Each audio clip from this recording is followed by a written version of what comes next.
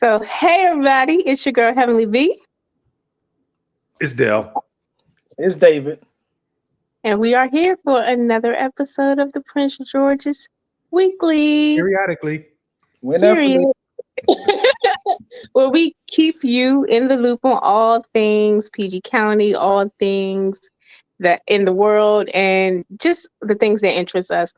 Today, we are reviewing another podcast because this has been a super fun thing for us, just like exploring each other's interests, especially when it comes to podcasting and styles of podcasting. So David's pick was this week, and we listened to the R&B Money Podcast hosted by Tank and Jay Valentine. So guys, how did we feel about just the podcast overall, like the R&B Money Podcast concept? I'm going to give it 2 thumbs up. Two? Wow, you're a harsh critic. I ain't got but 2 thumbs. I guess. You know what? You're right. Touche. Because I was just thinking, you do the 5 stars and 2 just seems such a small number, but I get you. I think for what it is, it just hits on every level. So when people come to me and say, hey, I want to do a podcast too, the first question I always ask them is, what is your unfair advantage? Why would somebody listen to the podcast that you're hosting versus the same concept that I'm hosting? If they can't answer that question, they shouldn't be doing a podcast. This podcast without those hosts doesn't work. Absolutely. Right. And without the just relationship. Yeah. It's essentially just an interview without the host doing what they do, like being in the arena and the genre and all that. It matters. Like you said, the relationships, that matters. Yeah, you got to know who they're talking about. Like, you get a person like Warren Campbell, because that's who the guest was this episode. You get a big hitter like Warren Campbell. In order for him to be free to have conversations and to tell stories, you need to know who he's talking about. It's just like with your mom, when my mom called me and she telling me about Glenda at work, and she just say Glenda. I don't know her. I know nothing about her. I'm imagining what she might look like based on how you describe her, but I don't know. So the story is not just as good. Versus if you're talking to people and you're throwing out names and they know who you're talking about and they can vouch for certain character traits or certain talent, it just makes it flow much better. So yes, they are the perfect host. Yeah. I'm a music guy, so for me, it's obviously one of the reasons why I listen to it, because I like to stay kind of not just up to date about things in the industry, but they also give insight into some of the inner workings. And this podcast really reminds you, like, again, relationships, networking, that's everything. If you can't do that, your talent doesn't matter. If you can't network, if you can't rub elbows with people, if people don't want to work with you, then you won't get worked with. Yeah. And the reality is that at the end of the day, sometimes you need things to keep you inspired. That's why I like listening to things like this. As dreamers, you always need a little bit of a reminder that your dreams are possible, and just that extra spark you need when you may be doubting it or when it seems like it's the long road. Oh, okay, this can happen, and this is how it happens. And once the train starts to finally roll, that thing go bloop, bloop, bloop, bloop. It's like it just keeps moving. So sometimes you need that. Now, me, I love Tank. That's my favorite male R&B artist. So, it's a no-brainer for me to be drawn to the podcast. But Warren was also cool because y'all know my favorite female R&B singer too. I don't know. But Brandy, right? And I say Brandy too. But I want to be wrong. There's only one Brandy. Oof. Yeah, only one. And him and Darkchild was a big part of her career. So, it was a great listening to him as a guest. And when you sent that one in, it was Warren. I'm like, okay, I can listen to this. Yeah. I've seen a few of the different episodes. I'm actually currently watching the one with Warren's wife, Erica, who is one half of the Mary group. And the thing that's interesting about this podcast to me, is it shows the direct correlation between gospel music and R&B that a lot of people never knew existed. Like the best or the greatest R&B singers or groups that you know of, if they didn't come from church, they have strong ties to the church. But do you And think people don't influence. know that though? I feel like Well, everybody knows that. there are some people that don't know exactly the, dare I say, the family tree, so to speak, or who influenced who. They may know, okay, this one came from church, but they don't know, oh, they knew this guy. Oh, Warren knew these people. Or not a lot of people knew that Warren worked for Death Row Records. I didn't. I found that out. Listen to the pod. I didn't know. And When so, oh, go ahead. I'm sorry. no, Finish. it's there's a lot of intertwining of the worlds that a lot of people don't know where it comes from, or they obviously people say, yeah, people came from the church, but okay, what does that mean exactly? They kind of give you a backstory to how I knew this person or who knows this person like that. I think the most unique thing about his story, because I don't know, maybe it's me, maybe because I also had a lot of church influence in my life. Maybe I already knew that and just thought that was like knowledge to most people. But what I will say that's unique is most people were ridiculed for their decision to do R&B or like kind of shunned, and it was unique that his father embraced his gift and told him to do what he will with his gift and accepted him and loved him. And it just was like a testament to how you can either breathe life into your child and give them wings, or you can literally dim their light and kind of stunt their progress. His daddy was like, no, you go, you fly, this is your profession. So I thought that was unique, especially coming from a pastor.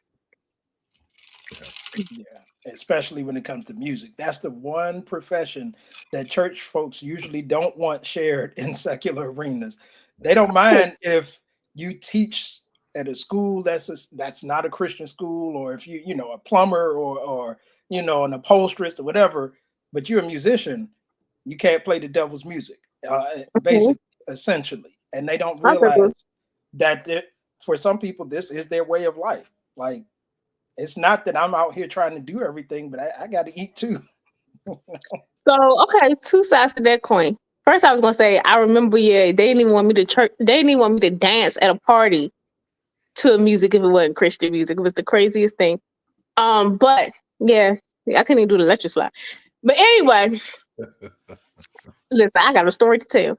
But anyway, even like if you look beyond that point, is there a fine line though? Because I can understand both mindsets. I personally believe that, you can enjoy different kinds of music because we're human beings. We have different aspects of us. We have our spiritual life. But like Warren was talking about in the podcast, you also have your married life. You don't want to listen to TD Jakes on Valentine's night, But music does carry messages. And if those messages aren't in alignment with your faith, can't there be a big contradiction? Can you really separate and say, hey, it's just for the money? And if you do say it's my profession, then are you compromising your faith for money? Like, I see both sides of the coin. I can see both sides of the coin as well. I think there is a line, but the thing about it is I feel like there's less room for error when it comes to personal judgment when you are of a certain status. Like if you're a regular musician who's not getting notoriety and not getting these opportunities, they're not looking at you and scrutinizing you as much if you play jingles, let's say for a Clorox wipes commercial. Okay, that's not necessarily promoting a faith thing or whatever. But if you get a call to say, do a jingle for Hennessy, and then Hennessy is paying your bills by doing the jingle, but then you don't drink. You don't drink. That's not something you do, but it's like it's paying the bills. Essentially. So it's like, for me, every opportunity for me is one that I pray about. And if I don't feel like this lines up with who I am, or this can be a potential hindrance or give a wrong message for me, it's a no. And it's about a conviction. Now, for me, I don't drink Hennessy, but I'll have a cocktail. So would they call it like a sipping Christian? So I wouldn't be contradicting my beliefs. But if you promote it, then take the seat for the coin, but then in front of everybody, you're holy, then die. Oh no, I don't drink. Oh no, I'll just take a spritzer. You know. So of the three of us, I am the least Christian. I will. I think I am anybody in who's the middle. listened to I any am in the episode middle. knows that. The lukewarm ones, like no. Anybody who's listened once or twice knows that. But my question is, can't we sort of compartmentalize? So can I put my faith in one box and do my faith, and put my business in a whole different box and do my business? So David, I'm gonna pray about it, and I'm not doing anything that doesn't align with my values. Can another Christian, without being blamed or without being accused of forgetting their faith, say, I don't drink Hennessy, but I'm gonna do the gig for Hennessy because other people do drink Hennessy? And I'm still Christian. I'm still gonna pray about it, but I still gotta pay my tithes. I think everybody's different, right? So Yeah. for me, I am one of those people who really it could be beyond a faith thing. Like you said, it's a value thing. I'm really big on not doing things that don't align with my values in general. Like if I cannot get 100% behind it, I don't want to do it. Mhm. But if I'm out there struggling, I mean, that's then different. You the in only thing, survival mode. only gift People I got rob. is my voice. You rob and rob people that rob and steal. That's what they doing it for, survival. Okay, and they still criminals and they still wrong. It's But not right just because you're in a compromising situation. we don't give them a little grace because we know Do it they're struggling. I do. right, and they have that grace right up in the jail. Okay, and if they were stealing from you personally, you also would not be giving them grace. You would be right there about to take them down. And for me, it's one of those things where I'm like, this is where, to me personally, everybody has or should have, if you believe whatever you believe, there's a certain point where it has to be a personal belief where Mhm. you have your relationship with God that dictates His plans for your life. Like decisions and things I make, I don't project on other people because they're not me. They don't have the same goals, values, struggles, like Dale was saying. You know, I could easily sit back and say, oh, no Christian should sing secular. But then if that same Christian I know has children at home that are hungry and they're doing what they got to do to feed their kids, and that's their sole motivation. I have children. So I can't sit there and be like, well, you're a sellout to the faith because you should just starve and let your kids starve. Like, I'm not that guy. But at the same token, this is your personal relationship. How, if you're praying about this, if you're getting what you're doing, what you feel is best, what you feel God is leading you to do, I can't stop you from doing that. So Mhm. so let me take this whole discussion and move it just a little bit left. Okay. Are we as forgiving for those folk who are still shopping at the Target and the Walmart, even though we know those companies do not support us in any way, shape, or form? No, that's why I told y'all I'm strict. It's strict around here. So I don't know. Maybe that's okay. I'm But I not live that in the forgiving. country. That's all I got is the Walmart and the Target. That's all I got. So I I need to mean, drive fine. an hour and a half to find a better retailer because I want to buy 3 dozen eggs for $65. We I'm were just glad I having don't eat eggs that much. I ain't even no Same. egg person, so maybe that's why I'm not affected. Yeah, we but Papa actually, P, you gotta have eggs. yeah, like I was talking to my wife earlier about a similar scenario. I was like, you know, we haven't shopped at Target or Walmart, and I don't know, even before all of this, but I was like, what happens if it's an emergency, for example? Because again, I have kids. Now, Yeah. thankfully, there are a lot of other stores that I can go to before I have to go to Target to get certain things like medicine and stuff, because this cold and flu season has been nuts. But am I angry at the person who this is their only stop in between their home and getting what they need? Like, or for example, am I mad at the people that still work at Target who got to put No, food on their that's table? different. No, No. like That's not their fault that their employer is a racist jerk. It happens.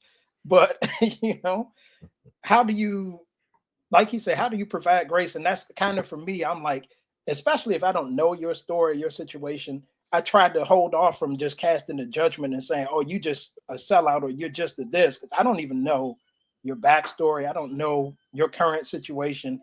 And I can only speak to what I would do. I can't speak to what you would do, Now, I'm just being extra dramatic right now when it comes to the Target thing, even though I do feel like we need to stick together. Of course, if somebody in there, I don't really have much to say. I don't think I care that enough to like be policing people in terms of them going. But let me tell you something. If you loud and proud about it, oh, I'm judging you. There is no grace. Yeah, I'm in the Target. I don't know what y'all talking about. You're judged and you're blocked. Okay. Just like these people that be going in the Target, posting videos of them in the Target saying, oh, it's so empty in here. Dog, why are you in there? How do you know it's empty in there? I think I might know who you voted for. And why is your basket full? Exactly. Talking about, yeah, we're sticking together. No, you're not, because why are you in there? You ain't going in for content. No. But, I know you went left with that. So what are we thinking about Tabitha before we get back to R&B Money? Tabitha Brown and what she put out about the Target shopping. Give me a little bit more. Okay, so basically, she got products all over Target. Yep. And initially, when they first talked about them getting rid of the DEI program, she was like, okay, she wasn't saying much, but you could tell from her vibes that she was saying she ain't with it. She don't like it. Then she ended up like a day later putting out a video saying how we're going to have to kind of shift how we protest because there's so many Black brands in there and we will be hurting basically their businesses by not supporting their brands that's in Target. And then it minimizes the opportunity for other Black brands to be in big stores like that in the future. So she's saying shop, but shop Black in Target. And the people are not here for that. They like, we love you, Auntie Tab, but no, ma'am. No, ma'am. Pick a side. Because if you weren't in that store, would you be saying this? Well, no, of course you wouldn't. There'd be nothing to say. So it's about self-preservation. You hurting Target, but you hurting her pockets right now. And she got a mortgage to pay. She got a Hennessy to buy. She got a turkey too. It just depends on the person. Because then we look at Issa Rae, who I'm looking at, just said that she pulled her sold out shows from the Kennedy Center just today because Trump took over. She pulled all her sold out shows. That's the kind of like stuff I like. Yeah. Say it with your chest. Listen, honestly, for me, I was looking at it, and I don't know if you heard about the 40-day fast that Pastor Jamal Bryant had called for. Vaguely, yeah. So he called, I guess, across the country for different churches and people to fast boycott for 40 days. And they said that if you signed up, they were going to give you a digital list of Black-owned companies that you could buy and things for. So they were like, we got 40 days. So if you are somebody that sells in Target, that gives you 40 days to get your stuff. We can buy it online. All these, support one way or the other. And I was thinking, I was like, I know one of the advantages of being in those stores is you have a warehouse, you have places for your product. I get it. But if they buy all your stuff, if we buy all your stuff, they're still making the profit. And so they still aren't getting the message. Like, one thing I know about them is they listen to money more than anything. So if you can't affect their pockets, you won't affect how they operate. Now, in her case, I understand. Listen, if I were going to lose money, of course, I would advocate for me not losing money. But I also look too at the cause. It's like, you do realize that even if you do sell well, they can still get rid of you simply because they don't support us anymore. So then where do you look like at that point? If they say, we're not going to renew your contract anyway, we could have made a stronger statement by withholding funds. Yeah. Complicated situation. I guess there are certain things you can't speak on until you're in that situation, but I like to think that I would be the Issa Rae of the situation. That's what I like to think. Of course, I can never 100% say, God, put me in a position to see what I would do. Put me at that level. Am I willing to let go of $5 Well, million? to find out. Yeah. And like you So said right there, how you in that situation. That's why I don't try to prejudge, especially when it comes to musicians. And like I have a lot of friends, I know a lot of musicians who are in the secular arena and do things, and I know that they are very committed to their faith. I also know that they are working very hard to keep a roof over their heads and support their families. And so, you know, it's an interesting thing. Now, there's certain artists they won't work with, you know, because they don't align with their values. Like, I'm not gonna be out here playing some, you know, beat it up music and all that kind of stuff. that's what I'm talking about. But you know, Gang bang. So they're not playing with The Snoop. beat. Huh? They're not playing with Snoop anymore. If Snoop make that call, I've known some They people who have always turned think down. everybody got a price because he asked me that because I always talk about, even in my journey doing media stuff and podcasting, I only want to talk about stuff I believe in, that I care about. I don't want to be talking about gossip and TMZ vibes. Or that's just not me. It's not authentic, and I don't care how much you pay me. I don't want to sit on this radio and talk about people for a living. Yeah. Like, I would be sad. So, I mean, talk about people in a negative way. Now we could talk about, you know, some good things or use you as a starter for a conversation. But I just don't, can't do it. yeah. You working with R. Kelly, man. It's R. Kelly. You know, it's R. Kelly, man. I gotta feed kids. No, I don't Sure. know. There are two things that don't belong in the same sentence: R. Kelly and kids. Well, so if we had to critique the pod a little bit, though, what would the negative parts of this critique contain? Let's go through the list, and then we can say the positive and the negative. So this is the podcast review that y'all created on the first one. Mothers. So the few areas are the subject, the host, pros and cons, unfair advantage, editing, production, construction, length, and whether the podcast is compelling. The subject of the podcast that we were called to listen to. Do we want to just do a straight thumbs up, thumbs down, or we want to do that 10 stars, 12 stars thing? What was the subject? Well, the subject was the interview subject. The person they had on the podcast. So we know who the hosts were. Okay, so you mean subject is in the guest. I'm thinking you mean like the subject is in the topic. Okay. Subject. Well, that's what I thought the subject of this one was. It was that specific guest. Yeah, thumbs up. So we all putting thumbs up on the guest. Yeah. For this one. Yes. The hosts. Thumbs up. Yeah, thumbs up. You know, one thing I did learn, though, you know, sometimes your favorite people, you just like to see them do their art. Yeah. Tank is goofy. And it works for the podcast, but it just does not work for that image that I had of him based on his music of like this, hunk, this sex appeal. It just gives, you're very silly and you're very goofy, and it's messing up that image and the vibes. But as a host of a podcast, good. He's good. He's entertaining. Now, I felt a little bit that Tank sort of led the show as the host, and Jay Valentine sort of sat back and didn't have that equal energy.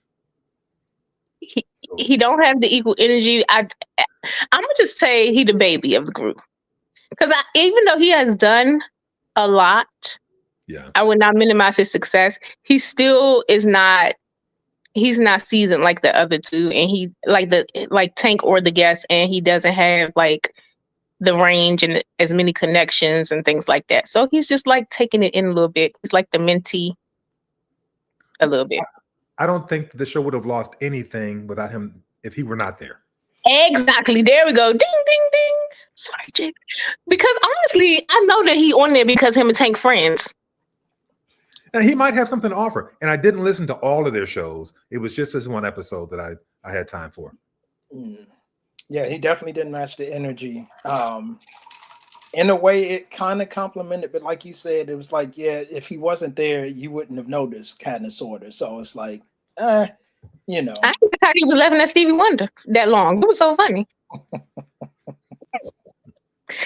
Like, you could have did a little giggle, but why are you laughing for 5 minutes? It was not that funny. That was his moment. So we're doing everybody else trying to laugh. thumbs sideways, thumbs down. Middle. Okay. Yeah, so sideways.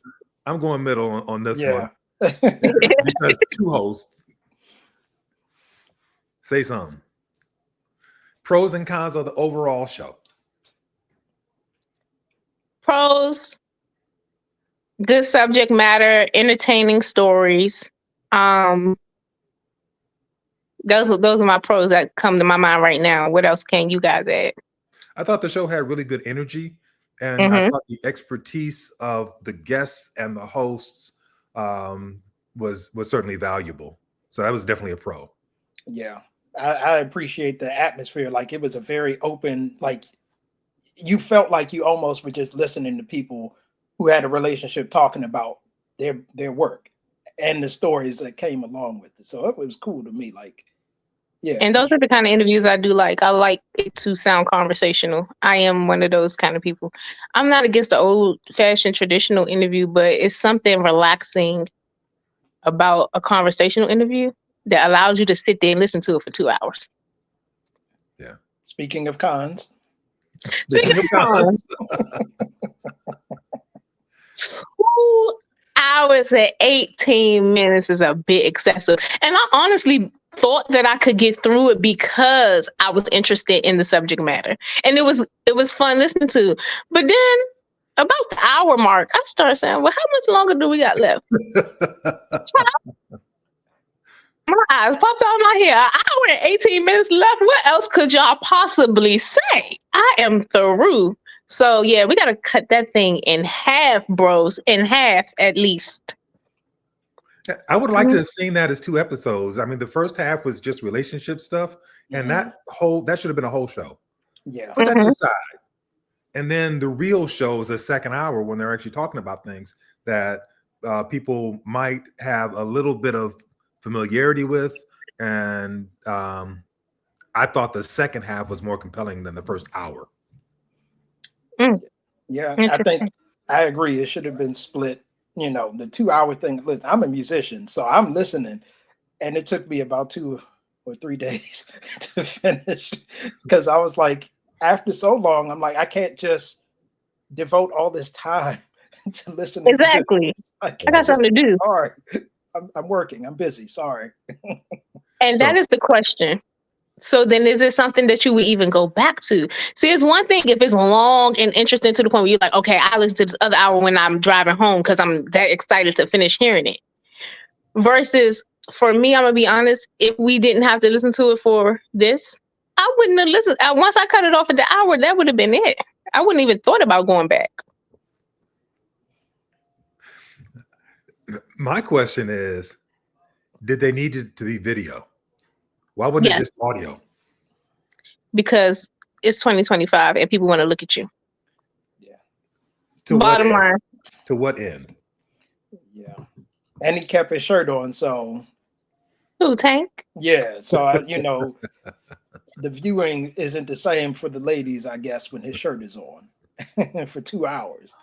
I mean, the people look at podcasts, y'all. Trust me, I have tried to fight the idea, but people want to see you. Yeah. So I don't care if you're literally sitting like how we are, just like on a Zoom. They just like to see your lips move. Yeah. And maybe the facial expressions really drives the content home too. Just seeing what your body language is like. Okay, so we got some pros, we got some cons. Unfair advantage of the show and of the hosts. I think it's pretty clear the industry experience is definitely an unfair advantage. The relationships they have with the guests is definitely an unfair advantage. Absolutely. It's no problem getting a guest. Whoever they call is probably coming. As long as Yeah. they're in the area, yeah, we'll be there, bro. I can't wait till Stevie Wonder comes on. I can't wait. Leave Jay Valentine at home. Listen, Stevie Wonder's he'll do 3 hours by himself. Yeah. Clear unfair advantages for these hosts with this show. Yeah. Editing? Is that I'm not unfair? sure I saw the editing. Right. It was no editing. It was a straight run. Great run for 2 hours and 18 minutes. Yeah, just good lighting and good good cameras. Yeah. Good audio quality. Yeah. Good audio quality and a nice little setup in the back, and that was it. I don't even remember any ads. How did they work the ads? And I don't remember. I saw an ad at Yeah. like 50 minutes, and I didn't pay attention to anything else. I think I just skipped it once I saw it come on. But that was a YouTube type thing, so they Right. monetize the YouTube. Mm-hmm. They don't Okay, have but they sponsors, I don't think. Okay. Yeah. So no edits, just great No. quality. Everything else. Yep.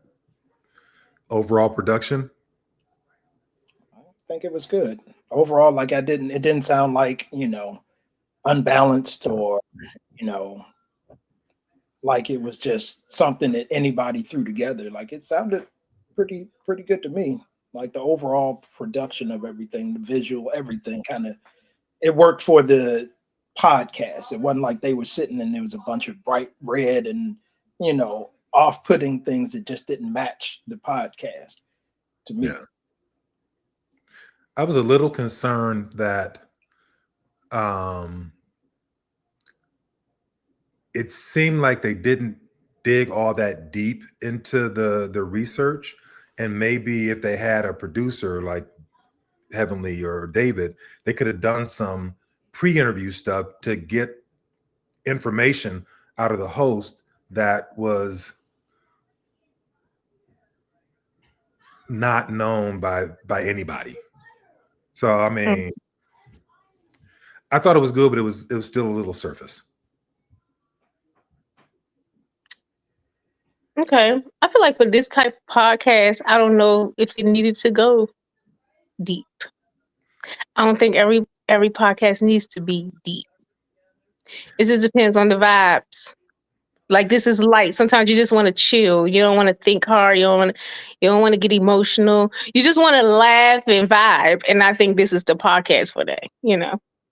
Like it's just like a certain shows I won't look at. I was like, I want to see that show, but I'm not watching it right now. I don't feel like crying. Like I'm not in a crying mood. I'm not in a deep thinking mood. I just want to laugh. I want to chill. So I think that's what this podcast is for. Okay. So we thought production was good. Mm-hmm. The construction, the way that the show was laid out and presented. When Tank said, okay, before we get into this next segment, what was the first one?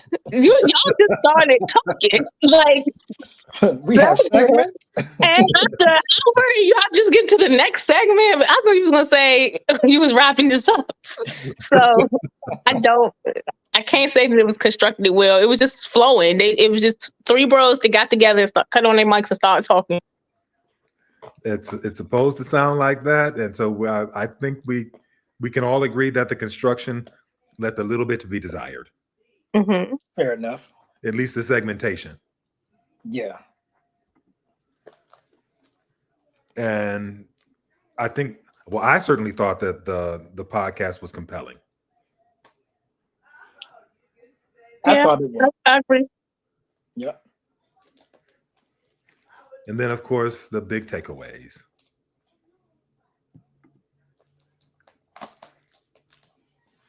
What's my big takeaway?